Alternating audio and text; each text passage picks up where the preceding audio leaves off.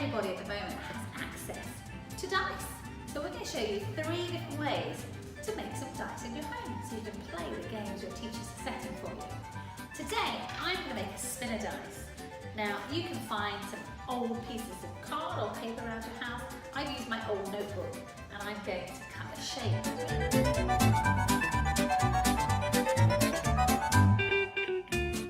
You're going to need a shape from your house, or if you can't find a shape like I have, this is a hexagon because you need 6 sides.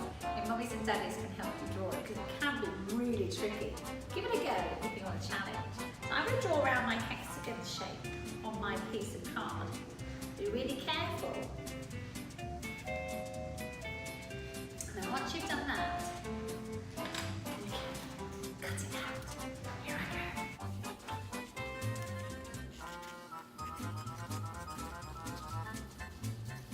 There you go, just like that. Now you can choose to use the colourful side, or you can choose to use the plain side.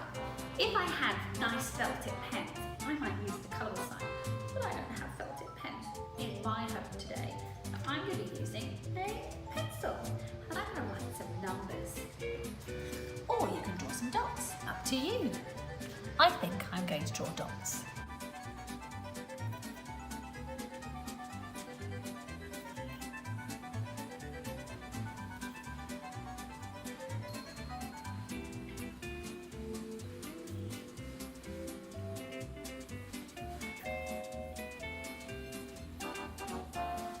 When you've got all your dots on your side, then the tricky bit comes. We need to poke a hole through our paper because at the moment it doesn't spin very well. You can use a pencil, you could use scissors if your mummies and daddies. If you're you, maybe have a go with a cocktail stick. And you might want to get a rubber or a piece of Play-Doh to put underneath the bottom so when you're poking it through, it doesn't go onto your skin. Ouch! Okay, so I'm going to try and put it right in the middle, and I'm going to make a nice hole, just like that. And then pull off the rubber, and then I push it down. Now if you want to be extra safe, so you don't get a pointy finger, you can put a little bit of Play-Doh on the bottom. And then, ooh, spin! Mine span right off the table. And you can see the flat side landed on the floor, so that means I'm going to move 1, 2, 3, 4, 5. Let's spin again.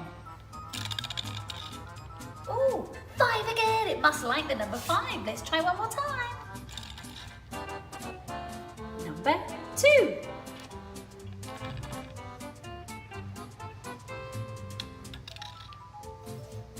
Two again. Fantastic.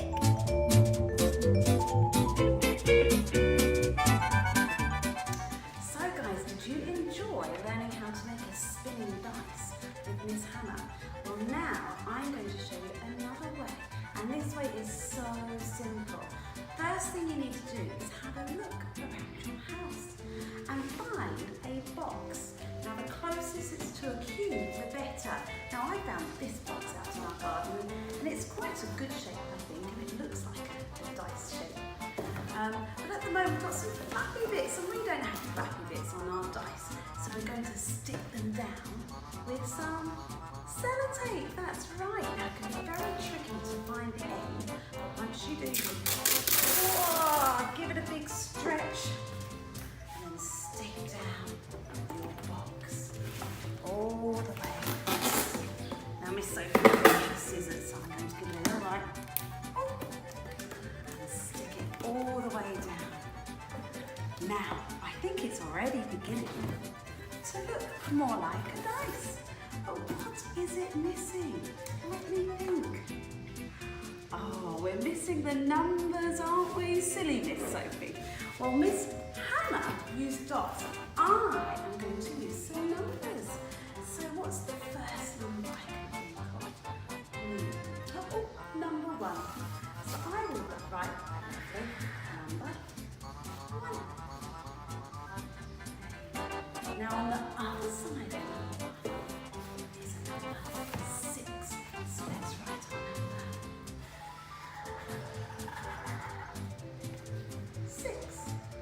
Now what other numbers can we think of? We haven't done number 2. So let's have a little look. Oh, there's my 2. And on the opposite side, we're going to put 5. There you go. Can you see my number 5? Now we've got 2 sides left. Now, what are the numbers that I haven't done yet? We haven't done. I've got a big number 3. And on the other side, we'll do a little number 4. That's right. Now your dice is ready to have a go. This is a big dice, so we need to go and find a big space to roll our dice. Come with me.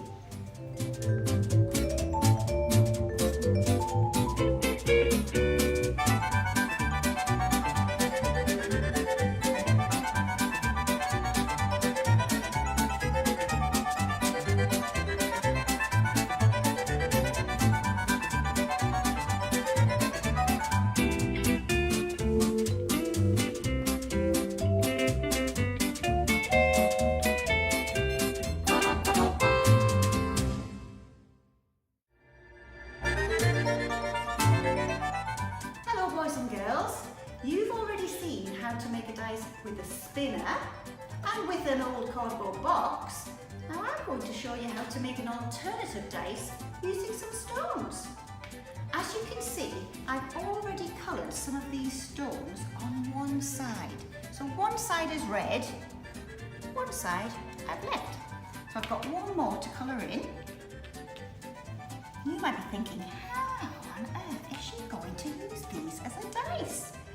What I'm going to do is pick the stones up, give them a shake, and throw them gently onto my tray. Now, the number of red sides that I can see is the number that I used. 1, 2, 3, 4. 4 is my number. Cool. But I also have some other cool ways to show you as well. You could use coins, because coins have heads and tails. So you could do a similar thing with your coins. Give them a shake, throw them, and you could decide you might want to count the heads.